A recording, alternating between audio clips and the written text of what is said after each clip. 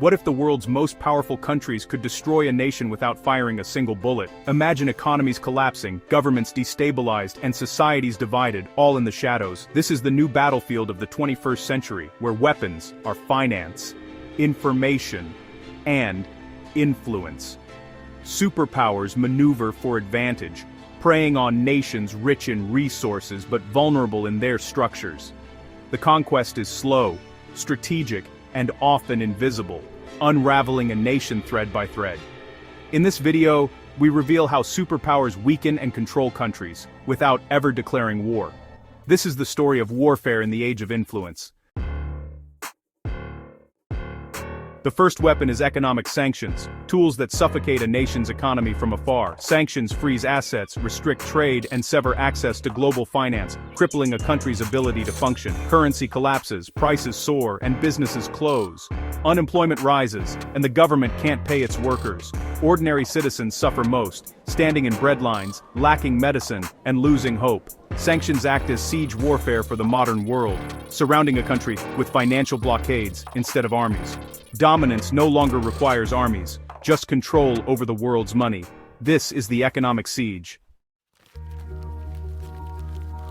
Beyond sanctions lies a subtler weapon: debt. Superpowers and institutions like the IMF and World Bank control the flow of loans and aid, shaping nations' destinies for decades. Developing countries, desperate for infrastructure or social programs, borrow vast sums, seemingly a lifeline. But as debt mounts, repayment drains budgets, diverting funds from health and education.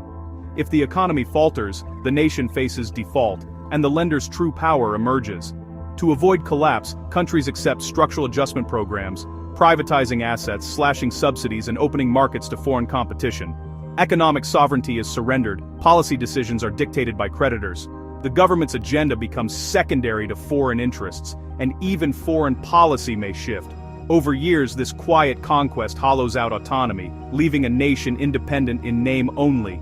Debt-driven control is a new colonialism, achieved with contracts, not armies. The result, a vassal state, its future tied to the will of distant creditors. The process is slow, patient, and nearly invisible. The nation's flag still flies, but real power lies elsewhere. This is the chain of debt, subtle, binding, and nearly impossible to break. The silent conquest continues. In today's conflicts, information is a weapon as powerful as any missile. Superpowers shape global narratives through media, social platforms, and online operatives, projecting their version of reality worldwide. They portray rival governments as corrupt or unstable, amplifying dissent and justifying intervention. Inside target nations, social media is used to sow division, exploiting ethnic, religious, or political tensions. Fake accounts and disinformation campaigns erode trust, polarize society, and make rational debate impossible. Algorithms push certain stories, while troll farms harass dissenters and spread fake news. The goal: capture the public mind, making people doubt their own institutions and see foreign powers as saviors. During elections, foreign actors leak damaging information, promote favored candidates, and undermine democratic integrity. The result is a divided populace and a government with a questionable mandate. In this war, information is used not to enlighten, but to confuse and control. Superpowers exploit chaos, constructing realities that serve their interests. The war for territory is now a war for the mind. In the age of influence, perception is power. The battlefield is everywhere, and the fight is relentless. This is the war of narratives. When direct intervention is too risky, superpowers wage war by proxy. They back local factions, fueling conflicts that weaken adversaries without risking their own troops. The target nation becomes a battleground, its people pawns in a global game. Vietnam, Afghanistan, Syria, and Yemen, all are examples of proxy conflicts. For those caught in the middle, the consequences are catastrophic: lost generations, shattered societies. The fire burns, but the hands that lit it remain unseen.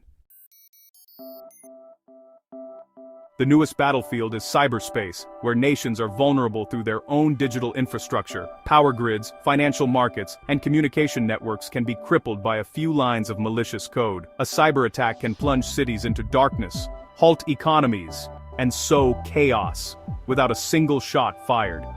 Financial systems are prime targets. A well-timed hack can erase records, trigger panic, and destroy confidence overnight. Government and military networks can be breached, leaking secrets and paralyzing response. Cyber warfare is hard to trace. Attackers hide behind layers of servers, denying involvement. This ambiguity shields aggressors and prevents decisive retaliation. Elite hackers race to find vulnerabilities, planting digital bombs for future use. The Stuxnet attack on Iran's nuclear program showed the real-world damage cyber weapons can inflict. The psychological impact is profound. Public trust erodes and fear spreads. If the grid can be shut down at will, what else is possible? There are no explosions, but the disruption is as real as any physical attack. The digital blitz is silent, swift, and devastating. In this new arms race, the most powerful weapon is invisible. The war is already underway. The most sophisticated control comes through political interference, a velvet coup. Superpowers fund opposition groups, influence elections, and apply diplomatic pressure to install friendly governments. It starts by cultivating sympathetic politicians and civil society leaders, often through covert funding. These groups appear homegrown, but their strength is backed by foreign support. Elections become battlegrounds. Preferred candidates receive money, advice, and media coverage. If the favored side loses, claims of unfairness can delegitimize the result. Diplomatic isolation and threats of withheld aid wear down incumbents, signaling that change will be rewarded. Protests, amplified by international media, can topple governments without violence. The new regime is indebted to its foreign patron, signing favorable deals and aligning policies accordingly. The nation's sovereignty is compromised, but the process appears legitimate. From Iran and Guatemala to Eastern Europe and the Arab Spring, the pattern repeats. No invasion, no fingerprints, just a quiet, total victory. This is the velvet coup.